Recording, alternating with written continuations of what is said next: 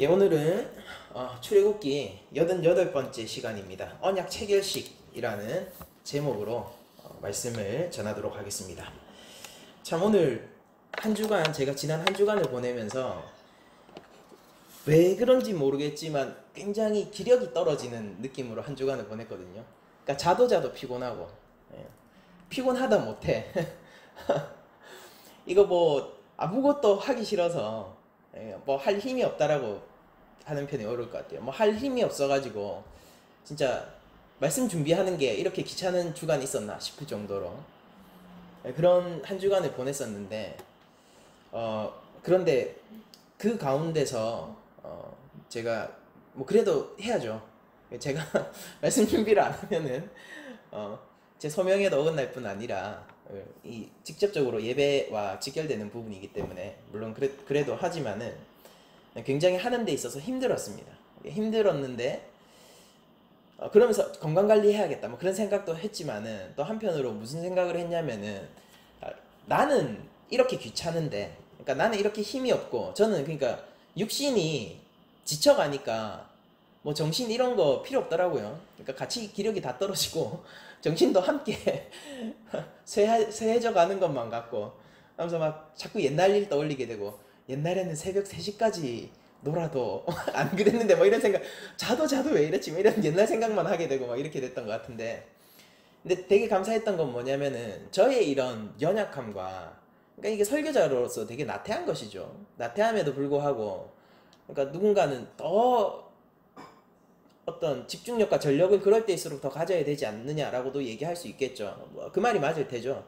근데 어쨌든 간에 저는 그러지 못했던 그런 연약한 현실 속에서 하나님이 이 말씀을, 내가 말씀을 뭐 자료를 뭐 힘있게 찾아보지도 않았어요. 이번 주는 되게 한계 속에서 봤는데, 그럼에도 불구하고 말씀을 계속 묵상하고 한 주간 내내 곰신문 동안에 계속 이 말씀에 대한 감사한 마음을 계속 주셨다는 것이 뭐라고 해야 될까요? 내가 설교자라서 참 다행이다라는 생각을 하게 됐던 그런 원동력인 것 같습니다. 그러니까 저는 연약하지만은 하나님의 말씀이 힘이 있어서, 이 말씀이 제가 제대로 준비를 내가 하고 있나라는 의구심 속에서도 말씀이 알아서 말씀을 만들어가는, 말씀이 살아 생명력이 있어서 그래서 생명력이 박동하는 듯한 감각들을 한 주간 내내 느꼈거든요. 그래서 이번 주는 컴퓨터 앞에 많이 앉아있지도 못했었거든요. 그럼에도 불구하고 제가 되게 감사했던 건 뭐냐면은, 내가 말씀을 설교하고 할 수 있어서 진짜 다행이다라는 생각을 했어요. 왜냐면은 이 얘기를 제가 꼭 하고 싶었어요. 왜냐면은 만약에 제가 똑같이 스피치를 하는 강사라고 하더라도 뭐 학교의 선생님이라든지 아니면은 뭐 상업 강사라든지 뭐 그런 일을 하는 사람이라면은 제가 얼만큼 준비를 하고, 그리고 제가 얼마나 새로운 것을 만들어내느냐에 따라서 저희 어떤 스피치의 가치가 매겨질 겁니다. 당연히 그런 것에 헌신을 하는 사람들은 굉장히 존경받을 만하죠. 그런데 제가 설교자로서 다행이라고 생각했던 부분 중에 하나는 뭐냐면은요, 저의 능력과 상관없이 살아계신 하나님의 말씀이 저를 이끌어 간다라는 점이 한 주간 되게 감사했던 부분이죠. 그러니까 나는 지쳐있지만은, 그러니까 성경에 보면은 독수리가 독수리 날개 치듯이 독수리 같은 새 힘을 얻어서 이렇게 얘기를 하는데, 그게 뭔지에 대해서 조금 묵상하게 되는 한 주간이었습니다. 그러니까 우리가 지치죠. 지치는데 새 힘을 주세요라고 기도를 하면은 힘이 별로 생기질 않는단 말이에요. 힘이 생기지 않는데, 그때 독수리 날개 같은 힘이 어디서 나오는지에 대해서 제가 확인하는 한 주간이었습니다. 바로 말씀에서 나오는 거예요. 말씀이 저를 이끌고 갑니다. 저는 힘이 없는데 저를 등에 태워서 억지로 날라줘요. 내가 가야 할 곳으로. 그러니까 굉장히 감격스러운 경험이고, 저의 한계 안에서도 나를 한편으로는 자책을 하지만은 그런 한편으로는 감사함이 더 큰, 이건 단순히 설교자에게만 해당되는 삶의 구도가 아닐 거라고 저는 확신합니다. 그러니까 모든 사람들이 설교자인 것은 아니고, 하나님께서 모든 사람에게 설교자의 소명을 준 것은 아니죠. 그러나 그럼에도 불구하고 제가 확실하게 하나 말씀드릴 수 있는 것은 모든 성도들은 하나님 말씀에 의해서 이끌림 받는 삶을 살아야 한다는 것입니다. 그리고 제가 오늘 예배를 진행하다가 한동안 고개를 강대상에 쳐박고 이렇게 진행을 하다가 고개를 딱 드니까 또 오랜만에 보이는 한나 자매님이 또 와시 계시는 거예요. 보는 순간 진짜 너무 반가움과 기쁨이 넘쳤습니다. 멈추면서 그런 생각을 했어요. 한 주간 되게 부족하고 모자란 설교자였는데, 사명을 다하지 못한 것 같은 설교자였는데, 그런데 그럼에도 불구하고 하나님이 나를 이 자리에 다시 세우신 것에 대한 이유를 다시 한번 확인했던 것 같아요. 하나님이 저의 입술을 통하여서 하나님의 사랑하는 백성들을 하나님의 말씀으로 인도하기를 원하신다라는, 그리고 제가 이 한 영혼을 위해서 말씀으로 헌신할 수 있다라는 그 영광된 그리고 기쁨의 그 자리라는 것을 다시 한번 확인할 수 있었던 시간이, 확인하고 있는 시간이죠. 과거형으로 얘기하면 안 되겠네요. 지금 설교 시간인 것 같습니다. 이 가운데서 저희들이 오늘 말씀을 봤으면 좋겠는데요. 제가 앞서 말씀드린 게 이런 무드였잖아요. 그러니까 하나님의 말씀이 우리 앞에서 선행을 하고 그 살아계신 말씀으로 인해서 우리 삶이 해석되어지고 형성되어져 가는 구도를 제가 한 주간 살았다라고 말씀을 드렸잖아요. 근데 그런 삶의 구도를 우리가 생각해 보면서 오늘 말씀을 한번 설교를 들어보셨으면 또한 좋겠습니다. 그러니까 이게 설교와 전혀 상관없는 개인적인 간증이었던 것이 아니라 여러분들이 꼭 드리고 싶은 개인적인 간증이기도 하면서, 그러면서 동시에 오늘 설교를 이해하는 데 있어서 핵심적인 또한 주제이기도 하거든요. 오늘 본문을 보면은 이제 드디어 언약이 끝났습니다. 그러니까 율법이 끝났습니다. 언약이 끝났습니다. 죄송합니다. 제가 말을 잘못했네요. 율법이 끝났습니다. 그리고 이제 그 율법을 백성들에게 선포하고 언약을 체결해야 되는 시간이 왔어요. 그때 하나님께서 모세에게 이렇게 말씀하십니다. 너는, 지금은 모세가 혼자 있는 거예요. 하나님하고 혼자 있는 겁니다. 그래서 너는 아론과 나답과 아비후와 이스라엘 장로 70명, 이 사람들이 누구냐면은 백성들의 대표죠. 대표의 원리에 따라서 그 대표들을 내 앞으로 모아라, 끌어모아라, 데리고 와라 라는 명령을 하나님이 하십니다.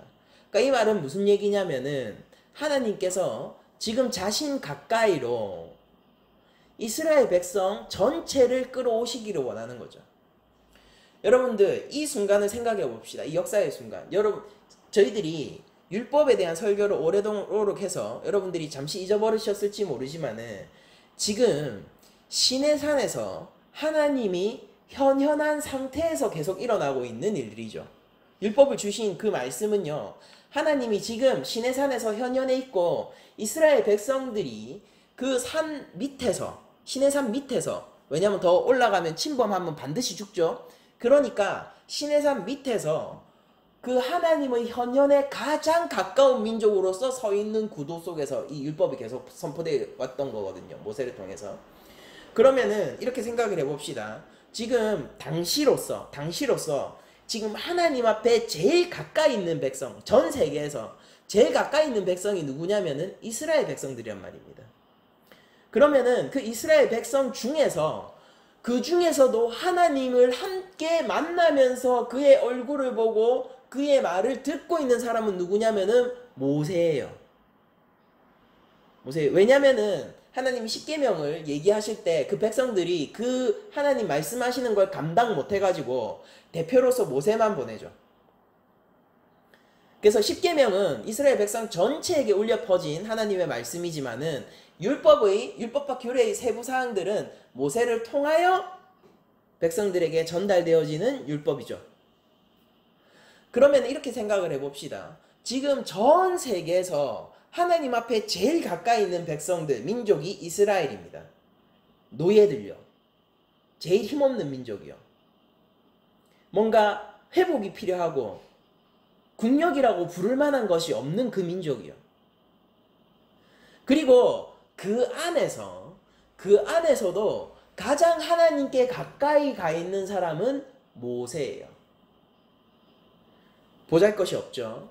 그리고 하나님의 소명을 5번이나 거부할 정도로, 그리고 애굽의 귀족에서 양치기로, 목자로 이거는 이 낙차는 무슨 낙차일까요?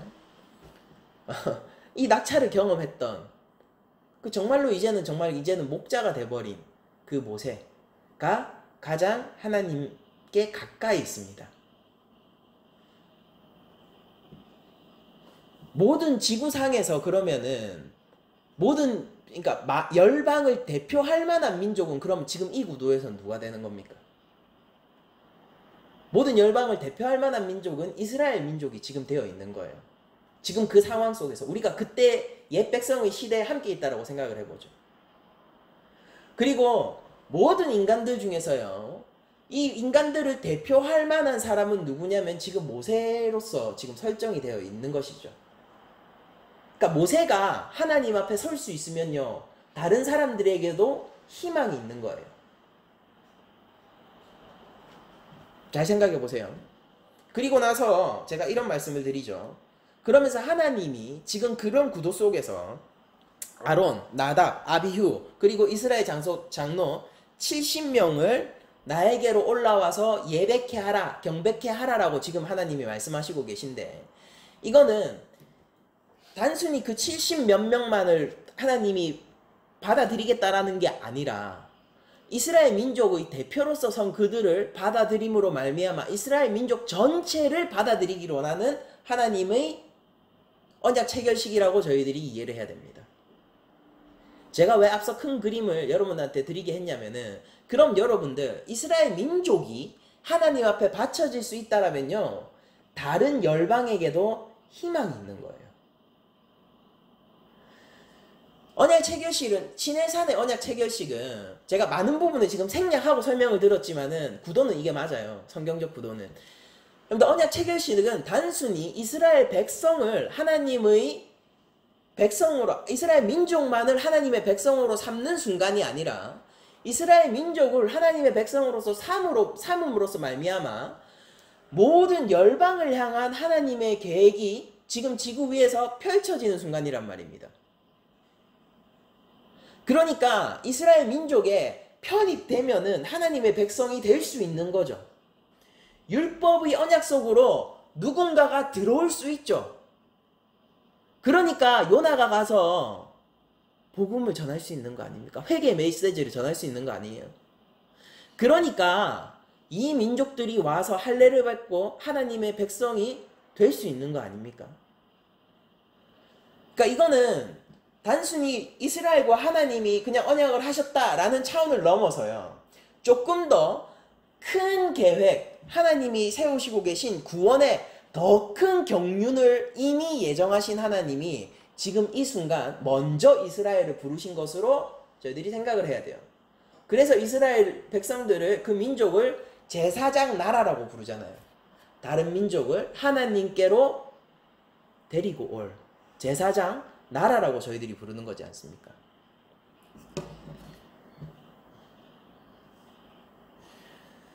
그럼에도 불구하고 여기에는 층위가 있어요.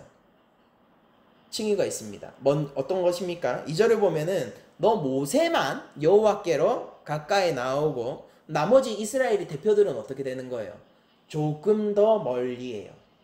그럼 이스라엘 산의 그 진영 밖에는 누가 있습니까? 이스라엘 민족들이 그 산을 둘러치고 진을 치고 이렇게 있는 그런 그림을 하나님이 만드시려고 하는 거예요.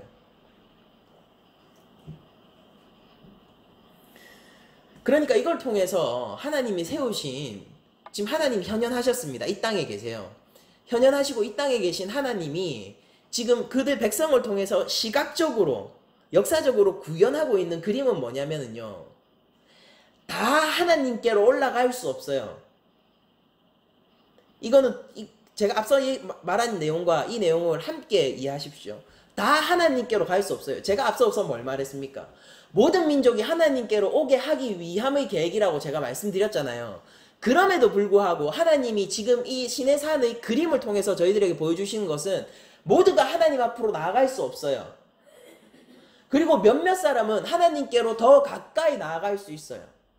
그럼에도 불구하고 하나님 앞에 설 수 있는 것은 단 한 명 모세밖에 없습니다. 지금 이 구도를 하나님께서 만드시고 계신 거예요. 이것을 잊지 말고 우리가 한번 보도록 합시다. 굉장히 이 그림은 오늘의 언약 체결식을 이해하는 데 있어서 굉장히 필수적인 그림입니다. 그래서 모세가 그 하나님의 말씀을 듣고 내려와서 이제 율법을 반포하죠. 하나님의 모든 말씀과 그의 모든 율례라고 얘기하면 말씀은 십계명 같은 것들이 되고 율법은 세부 사항들이 될 겁니다. 그러니까 그 언약의 책을 백성들에게 전하고요. 그 백성들은 한 목소리로 응답하여서 이렇게 얘기합니다. 여호와께서 말씀하신 모든 것을 우리가 준행하겠다라고 그들이 오케이를 한단 말이에요. 너희가 이것을 지키겠느냐? 이것이 하나님의 말씀이고 하나님의 요구다. 이거 요구가 맞아요. 하나님의 요구다. 이것을 지키겠느냐고 했을 때 그들이 이것을 준행하겠습니다라고 먼저 오케이 했습니다. 그런데 생각해 보세요. 하나님이 지금 그들에게 얼마나 인격적인 구도로 다가가고 있는지 앞선 말씀들을 떠올리면서 생각을 해봅시다. 하나님이 그들을 출애굽을 해서 끌고 나와서 하나님이 시내산에 현현하기에까지 수많은 시간들이 있었고요. 하나님이 하나님 되심을 계속해서 보여주고 있었고요. 그리고 실제 언약을 시내산에서 현현하겠다고 얘기를 하고 나서도 그들에게 며칠간의 시간을 주었어요. 이제 이거 언약 시작되면은 너희 빼도 박도 못하고 하나님의 백성이 될 거니까 잘 생각해. 진영 밖으로 나가려면 지금이야 라고 얘기했습니다. 그러니까 거기서 벗어난 사람 없었어요. 그리고 하나님이 실제 말씀을 주기 전에도 한번 물어보시죠. 하나님 말씀을 이행하겠느냐? 백성들이 오케이 했어요. 그러고 나서 한 번 더 하나님이 얘기하는 겁니다. 그 세부 사항들을 다 얘기해주고 나서 또 얘기하는 거예요. 너희들이 하나님의 말씀을 지키기로 원하느냐? 백성들은 지금 오케이를 한 겁니다. 그러니까 강압에 의해서입니까? 그게 아니에요. 하나님의 하나님 되심이 나타났고요. 백성들이 그 하나님의 놀라운 하나님의 그 통치 아래로 스스로 가기를 원하고 있는 것이에요.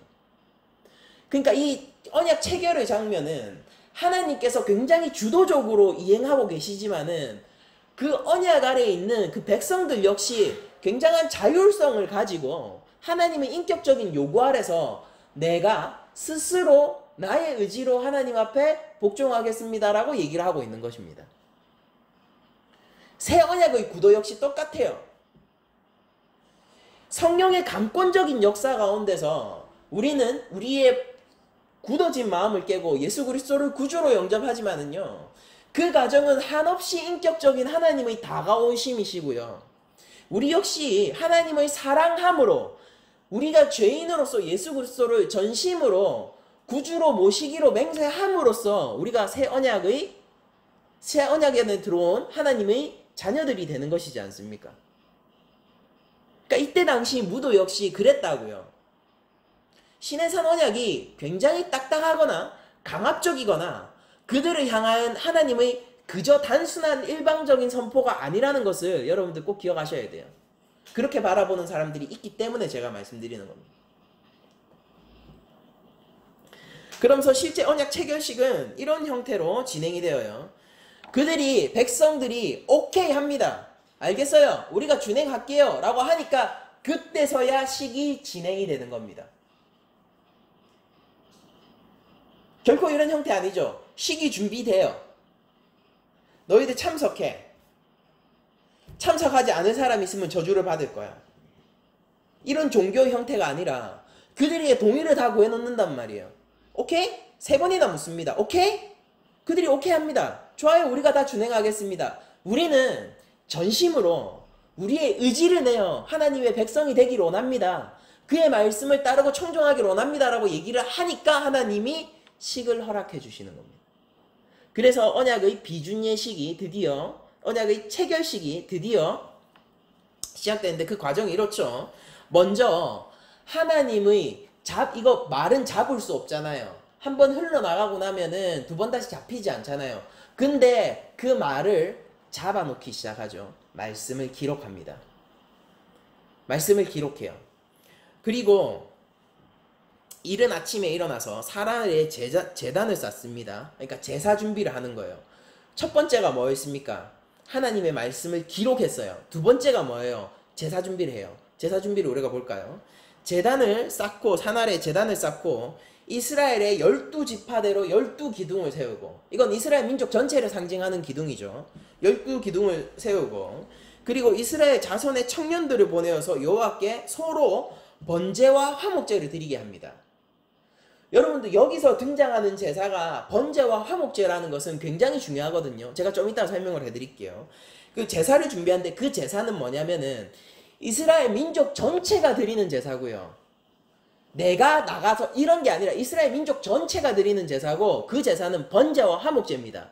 속건제 아니에요. 속죄제 아니에요. 번제와 화목제입니다. 그리고 나서 모세가 피를 가지고 반은 여러 양푼에 담고 반은 제단에 뿌려서 언약서를 가져다가 백성에게 또 어떻게 하는 거예요? 또 들려주는 거예요. 또 들려주고 그들이 또 얘기를 하는 겁니다. 이제 식이 다 갖춰졌어요. 피만 뿌리면 되거든요. 피만 뿌리면 되는데 거기에서 또 한번 물어보는 거예요. 정말 내 백성이 되길 원하니?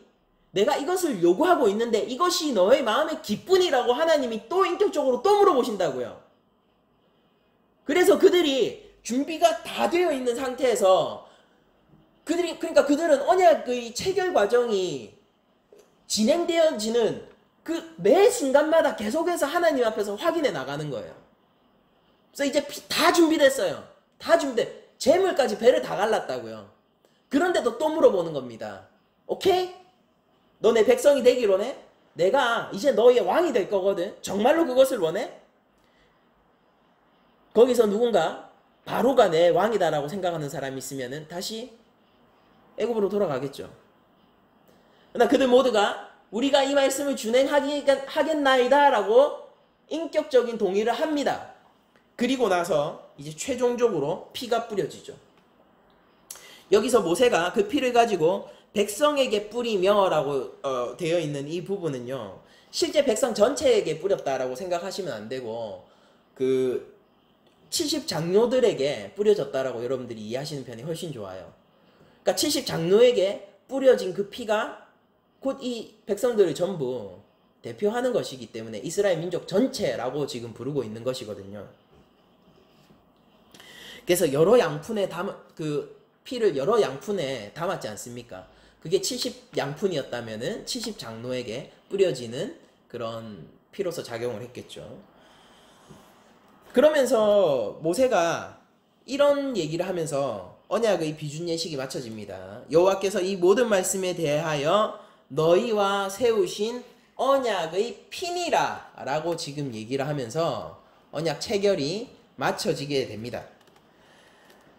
이제 그러고 나서 모세와 아론과 나답과 아비후와 이스라엘 장로 70인이 올라가는데, 거기에서 이스라엘 하나님을 보니 그 발 아래는 청옥을 편듯하고, 이게 청옥이 사파이어죠. 사파이어를 편듯하고 하늘이 청명하더라 라고 하나님의 현현을 이런 그림으로 표현하고 있어요. 그러니까 단순히 인간의 언어로 하나님의 현현은 표현할 수 없어요. 이런 식으로 묘사한 것이죠. 그러면서 하나님이 이렇게 행동하셨다는 것을 기록하고 있습니다.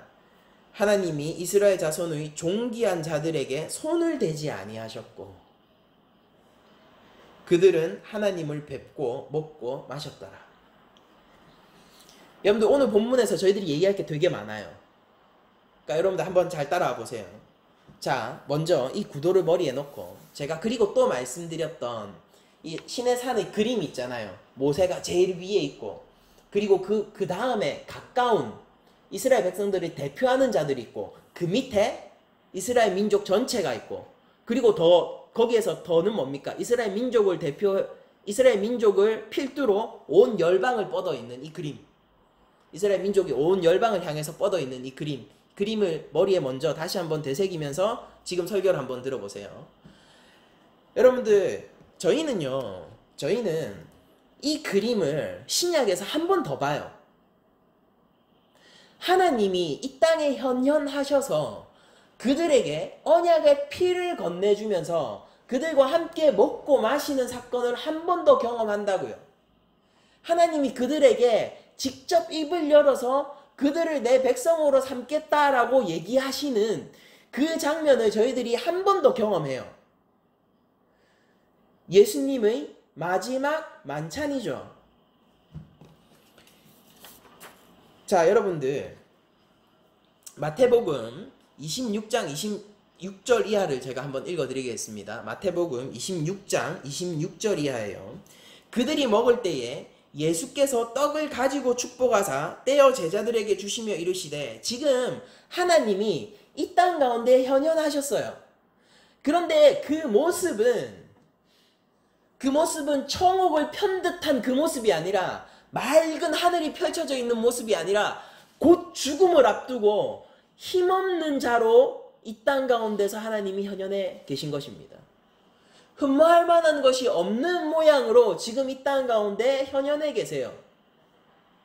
성육신하신 하나님, 제2성자 예수님은요, 지금 그 제자들과 함께 자신의 몸과 피를 나누는 식사 자리를 개최하셨습니다. 제가 계속 읽어보죠. 그들이 먹을 때에 예수께서 떡을 가지사 축복하시고 떼어 제자들에게 주시며 이르시되, 받아서 먹으라.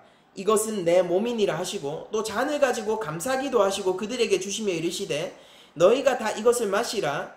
이것은, 지금부터 중요해요, 죄 사함을 얻게 하려고 많은 사람을 위하여 흘리는 바 나의 피. 무엇을 위하여서? 많은 사람을 위한 죄 사함이에요. 너희 제자들을 위한 죄 사함이 아니라 많은 사람을 위한 죄 사함을 얻게 하려고 흘리는 나의 피, 곧 언약의 피니라라고 예수님이 얘기하시고 계시다고요. 모세가 지금 뿌린 피가 무엇이었습니까? 언약의 피예요.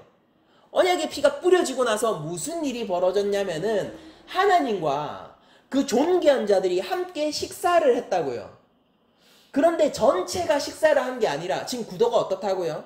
모세 제일 위에 있죠. 모세가 제일 위에 있어요. 그리고 그 모세와 하나님 앞에 가까이 선 70장로와 제사장들이 있죠. 아론을 핏대로 한 그들이, 그 존귀한 자들이 하나님과 먹고 마셔요. 근데 그들이 누구를 대표로서 먹고 마시냐면은 밑에 있는 백성들, 이스라엘 민족 전체. 근데 여기에서는, 예수님의 그림에서는 조금 더 넓게 퍼지죠.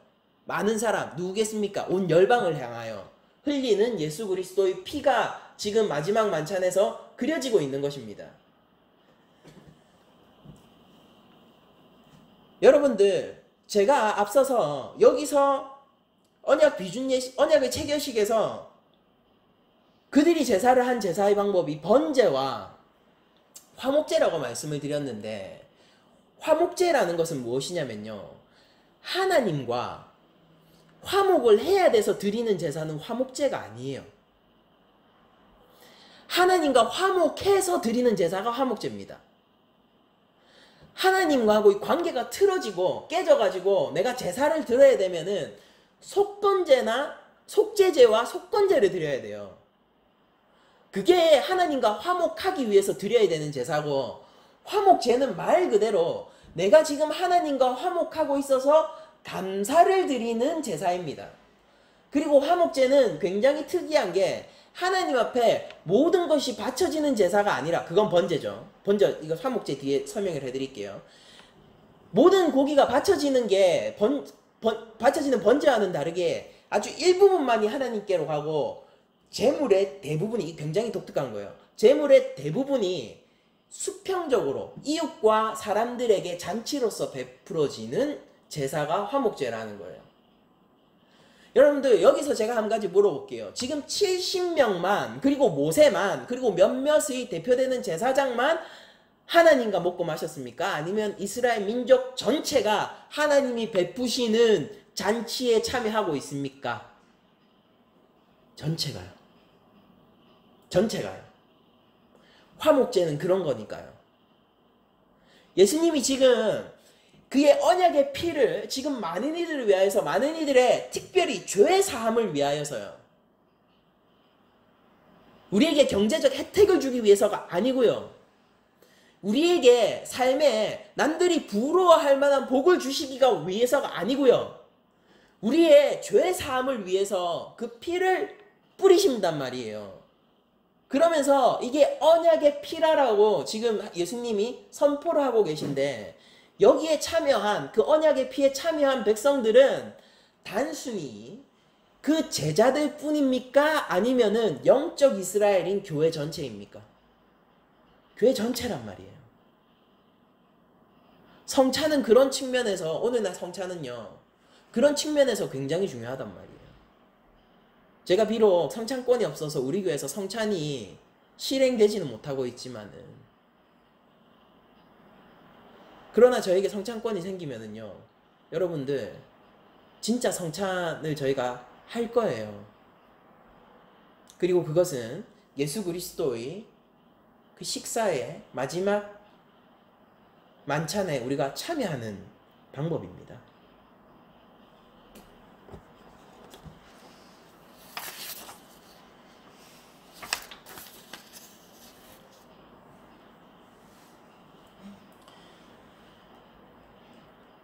또한 번제를 저희들이 한번 살펴보도록 합시다. 번제도요, 필요에 의해서 드려지는 게 번제가 아니라, 번제도 자발적으로 드리는 것이 번제입니다.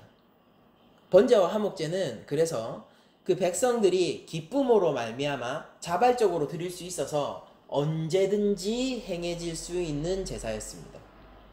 내가 너무 감사해요. 하나님과 함께 있는 것이. 화목제 드릴 수 있어요.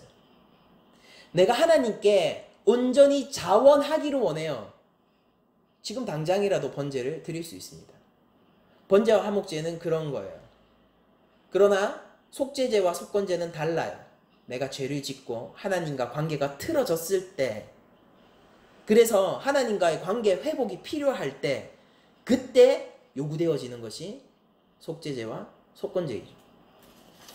번제는 모든 제사들 가운데서요, 제일 비싼 제사입니다. 왜냐면은요, 번제는 완전히 태워드리는 거거든요. 화목제랑 되게 많이 다르죠. 화목제는 수평적 제사라서 하나님께 돌려드리는 것보다요, 우리가 수평적으로 이웃과 함께 먹는 고기가 훨씬 많은 게 화목제예요. 그런데 번제는요, 하나님 앞에 다 태워 올려드리는 제사이기 때문에 수직적 제사이고, 이것이 속죄제와 번제도 여러분들 속죄의 기능이 있거든요. 그런데 왜 속죄제와 속건제 이것과 다르게 번제가 취급되냐면요, 하나님이 이 번제를 향하여서 이렇게 레위기에 이렇게 말씀하시기 때문입니다. 다른 제사에는 안 나오는 표현인데 그 유일한 표현이 뭐냐면 이것이 여호와 앞에 향기롭다라고 얘기하는 것이란 말이에요. 향기로운 제사, 향기로운 예물, 이스라엘의 전적인 헌신, 이스라엘이 자발적이고 하나님의 인격적인 그 부름에 스스로 나아가기로 하는 이스라엘의 완전한 감사, 완전한 헌신, 이스라엘 민족 전체에 내어드림, 이런 것들이 번제이기 때문에 하나님은요, 이것을 굉장히 기쁜 마음으로 향기로운 제물이라고 부르신단 말이에요. 향기롭다, 향기롭다. 그래서 번제는 헌신, 감사, 봉사 이런 것들과 큰 상관이 있습니다. 또한 번제는 주로 인간의 죄를 심판하셔야 될 하나님을 조금 더 누그러뜨리고 그 진노를 돌리는 역할을 하는 제사로도 쓰여요. 창세기 8장 20절을 보면 노아가 여호와께 제단을 쌓고 모든 정결한 짐승과 모든 정결한 새 중에서 제물을 취하여 번제로 제단에 드렸더니 여호와께서 그 향기를 받으시고, 그러니까 향기를 받는 유일한 제사죠. 향기를 받으시고 그 중심에 이르시되 내가 다시는 사람으로 말미암아 땅을 저주하지 아니하리니 이는 사람의 마음이 계획하는 바가 어려서부터 악함이라 내가 전에 행한 것과 같이 모든 생물을 다시 멸하지 아니하리니 라고 하나님이 말씀하십니다. 그러니까 이거 뭐예요? 그들이 깨끗해서예요. 그들이 깨끗해서 하나님이 죄를 향한 심판을 누구러뜨리시는 겁니까? 하나님이 진노가 그들이 이제 죄를 짓지 않아서 그런 겁니까? 그게 아니라 하나님의 마음은 전혀 다르죠. 그들이 어려서부터 생각하는 바가 악해서 내가 죄를 향한 심판의 마음을 누그러뜨리겠다라고 얘기하는 거예요. 그들은 여전히 심판받아야 할 자입니다. 그러나 번제로 말미암아 하나님의 마음은 누그러지는 거예요. 그 향기로운 향기로 말미암아 하나님이 받을 만하고 하나님이 흠향할 만한 그 번제로 말미암아 하나님은 지금 마음을 누그러뜨리고 이 땅을 완전히 멸하는 일을 하지 않기로 결단한 거죠. 여기서 여러분들에게 질문 한번 드려보겠습니다. 여러분들 마지막 만찬에서 번제와 화목제가 과연 있을까요? 있어요.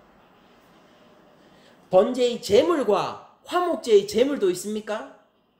있어요. 그들이 지금 먹고 마시는 빵과 포도주는 그 제자들이 먹고 마시는 마치 70인의 장로와 같은 그들이 먹고 마시는 빵과 포도주는 누구의 고기이고 누구의 피입니까?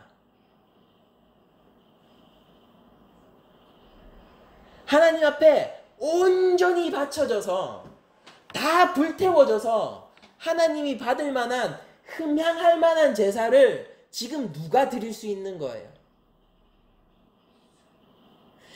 찢기고 쪼개지고 물과 피를 흘려서 모든 민족과 열방이 먹을 만한 생명수, 영원한 만나를 제공할 수 있는 그 화목제는 누가 드릴 수 있는 겁니까?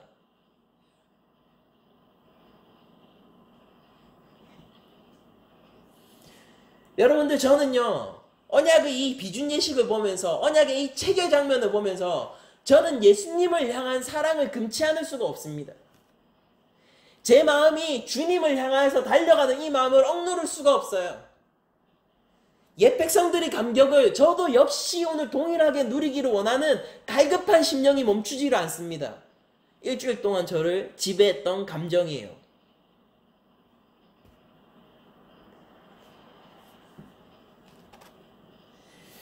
잘 생각해 보세요. 신의 선 언약이 도대체 무슨 뉘앙스를 가지고 있는지. 예수님의 마지막 만찬에서 제자들은 그들의 힘과 능력으로 말미암아 네가 끝까지 배신 안 하면은 내가 내 살과 피를 줄게가 아니라 그들은 이미 예수님의 제자고요. 그들은 이미 예수님의 사랑을 받고 있고요. 그들은 배반할 수도 있고, 배반하죠. 할 수도 있고가 아니라 배반하고 예수를 모른다고 하고 3번 부인하고 군중을 피해서 도망갈 테지만은 예수님은 그런 그들을 위해서 죽는 것이 마지막 만찬이지 않습니까? 그들을 위해서 죽는 거라고요. 그 제자들을 위해서 몸을 찢기기를 원하는 거라고요. 자신의 생명을 내어주기까지 그들을 사랑하기를 원하는 것이 마지막 만찬에서 드러나는 새 언약의 그림이지 않습니까? 신의 산 언약은 어떤가요? 하나님이요, 너희들이, 많은 사람들이 이렇게 얘기해요. 이걸 지키면은 내 백성이다라고 얘기하는 하나님의 말씀에 집중합니다. 좋아요, 맞아요. 그거 굉장히 중요해요. 신의 산 언약을 관통하는 우리들이 빼놓지 않고 봐야 할 그런 말씀입니다. 그런데 이 무드는 무슨 무드냐면요, 지금 무슨 무드냐면요, 야, 너 내한테 의무를 다해야지 내 백성이 돼, 이런 무드입니까? 하나님이 구원하셨어요. 노예였던 그들에게 땅을 주기로 하셨어요. 하나님이 그들을 지키시고 계시다고요. 없을 때, 먹을 것이 없을 때 만나를 주셨고요. 마실 것이 없을 때 생명수를 주셨습니다. 그리고 신의 산 아래에서 다른 그 어떤, 신의 산 그냥 돌산이잖아요. 신령한 산 이런 거 아니라고요. 우리 한국에 신령한 산이 어디 있습니까? 백두산이 있죠. 그런 산이 아니라 아무도 신경 쓰지 않는 동네 뒷산 이런 데요. 이스라엘 백성들이 그런 민족들이잖아요. 근데 그런 애들 모아놓고, 노예인 그런 애들 모아놓고 하나님이 자신의 현현을 보여주고 있지 않습니까? 그 속에서 하나님이 물어보는 거잖아요. 심지어 몇 번이나 정말 내 백성 되고 싶어? 내 백성 될래? 내가 요구하는 것이 이런데 진짜 내 백성 될래? 그러니까 이미 그게 무슨 관계입니까? 이미 그들은요 하나님의 백성이잖아요.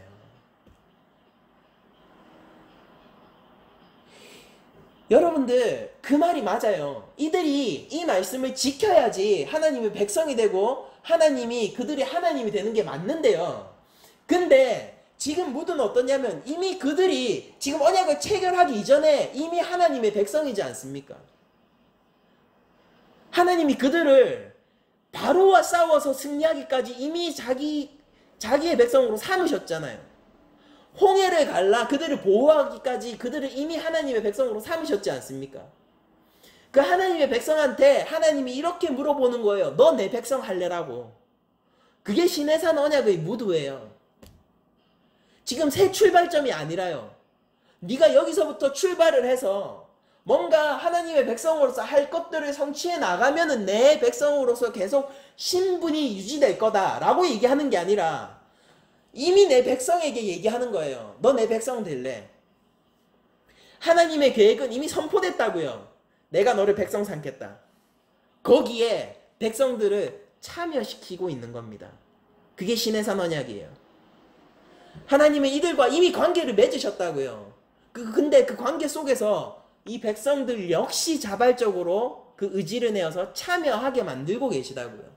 끊임없이 인격적으로 다가가시고 자신을 드러내 주시고 무슨 영광입니까? 그 아무것도 없는 돌산에서 노예였던 그들 앞에서 어떻게 하나님이 애국도 누리지 못하는 영광을 누리게 하시냐고요. 도대체 누가 하나님을 보고 그 사파이어 같은 그 청명함과 그 발 아래 하늘의 그 청명함을 어떻게 어떤 민족이 받냔 말입니다. 그 은혜를 누리고 있는 이 모두요. 하나님이 지금 직접 내려오셨다고요. 내려오셔서 현안에서 그들을 만나고 있는 이 모두요. 이 속에서 우리가 시내산 언약을 이해해야 되는 것입니다. 그리고 이 시내산 언약은요. 옛 백성들이 그냥 하나님과 함께 먹고 마셨던 것으로 끝나지 않고 이 땅에 현현하신 성육신하신 예수님, 그 예수님이 제자들과 함께 먹고 마심으로 말미암아 모든 백성과 함께 만찬을 즐기고 있는 오늘 이 예배의 자리까지 이어지는 것입니다. 말씀을 통하여서 여러분들 하나님께서 오늘도 새 언약의 갱신을 해나가고 계심을 믿으시길 바랍니다. 하나님은요 여러분들을 백성 삼으시고 여러분들의 어떠함과 상관없이 여러분들에게 번제와 화목제를 요구하세요. 예수 그리스도를 믿는 여러분들, 그 보혈 아래 있는 여러분들, 그것으로 말미암아 감사함으로 화목제를 드리십시오.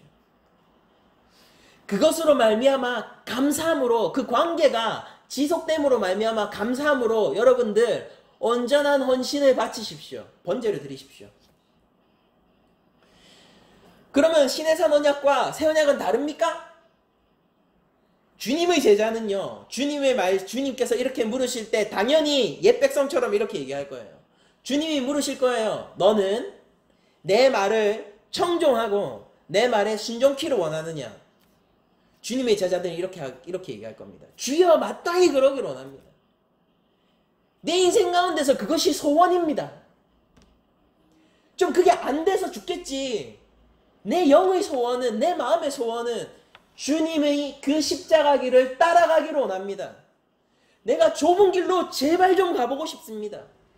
내가 믿음의 사람으로서 선한 싸움을 제발 좀 하고 싶습니다. 나를 좀 도와주세요. 힘없는 나를 도와주세요. 그렇게 얘기하는 게 주님의 제자들이잖아요. 시내산 백성들이 어떤 마음으로 주여 내가 주님의 말씀을 준행하겠습니다라고 얘기를 했겠냐고요. 그 가운데서 전 틀림없이 눈물이 흘리던 사람이 있었을 거라고 생각해요. 그냥 제 상상이지만은. 왜냐면은 과거에 내가 노예였고 내 자식도 노예일 수밖에 없는데 이제 하나님을 지금 이 자리에 나타나셔서 우리에게 땅을 약속하시고 하나님의 법을 선포하시고 내 백성 삼으시겠다라는 그 갭 속에서 과거의 회한과 미래에 대한 소망 그런 것들이 겹쳐져 가지고요. 복잡한 마음으로 울었을 사람들도 저는 분명히 존재한다고 생각해요. 그러면서 그들이 외치겠죠. 참으로 그러기를 원합니다. 참으로 준행하기를 원합니다. 우리는 믿음으로 구원받습니다. 믿음으로 구원받은 여러분들에게 그럼 이렇게 물어보겠습니다. 주님의 말씀에 정말로 그 말씀을 청종하고 듣고 순종하기를 원하십니까? 아무런 값없이 구원받은 여러분들에게 저는 이렇게 물어보고 싶어요. 예수 그리스도의 십자가 길, 좁은 길에 동참하기를 원하십니까? 예수님을 사랑하는 그리스도의 신부에게 이렇게 묻고 싶습니다. 주님이 계신 그곳으로 정말로 가기를 원하십니까? 모세는 하나님 앞에 섰지만은요, 제가 이 구도로 다시 불러올게요. 모세가 하나님과 있어요. 모세가 하나님과 있고 70장로가 있고, 그리고 이스라엘 백성이 그 밑에 있습니다. 진 밖에, 시내산 밖에. 근데 모세는요, 하나님을 만났지만은, 하나님 앞에 섰지만은요, 온전히 하나님을 보지 못했어요. 모세는요, 하나님의 말씀을 선포했지만은요, 그가 하나님의 말씀은 아니었어요. 그런데 이제 참 모세가 우리 앞에 있는 것입니다. 그분은 하나님이신 제2성자 예수님입니다. 그분은 제물이시면서 백성과 아버지를 연결해주는 마치 모세와도 같은 유일한 중보자이시고, 그러나 온전하시고 영원한 중보자이시고, 그분의 놀라운 제사들은 우리 삶 속에서 하나님과의 관계를 풍족하게 이끌기에 부족함이 없는 십자가의 영단번의 제사를 우리에게 가져오시는 것입니다. 저는 율법을 끝나면서 제가 되게 마음이 아팠던 게 뭐냐면은, 왜 좀 더 예수 중심적으로, 그리스도 중심적으로, 복음 중심적으로 율법을 설교하지 못했는가 라는 것이었습니다.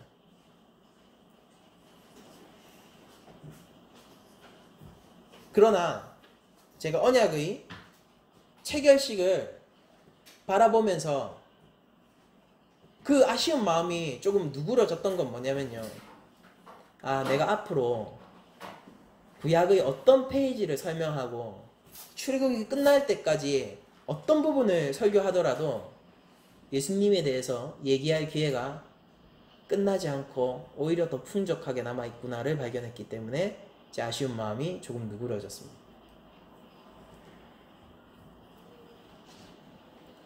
히브리서 9장의 말씀처럼요, 피 흘림이 없이 죄사함은 없는 거예요. 여러분들이 하나님의 백성이라고 여러분들이 말씀하실 수 있다면, 여러분들이 교회가 맞으시다면, 우리가 진정한 영적 이스라엘이 맞다면 말이에요. 그렇다면 여러분들도 이 질문에 대답을 하실 수 있어야 합니다.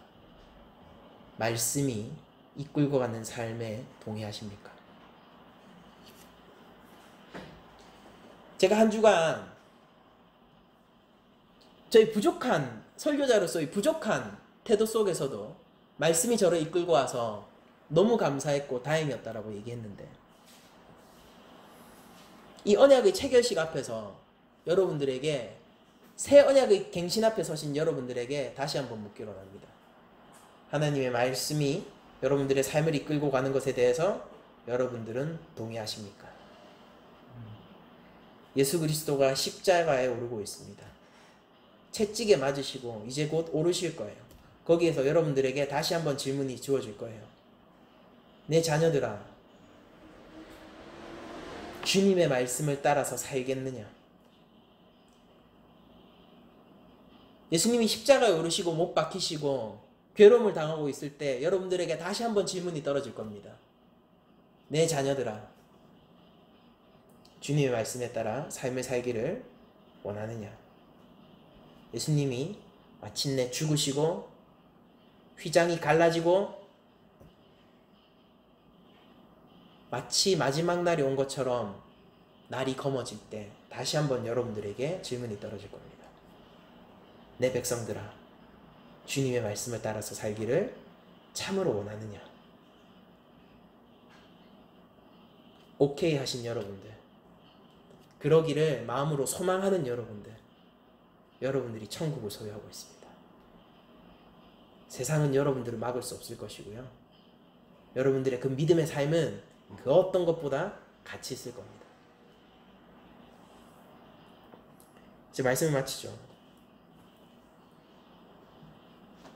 저는 성경을 뒤져보면서 구석구석 어떻게 이렇게 예수 그리스도로 우리를 인도하는 구절밖에 없는지, 기독교가 왜 예수님이 전부인지를 발견할 때마다 한편으로는 소름이 돋고 한편으로는 너무나도 감사합니다.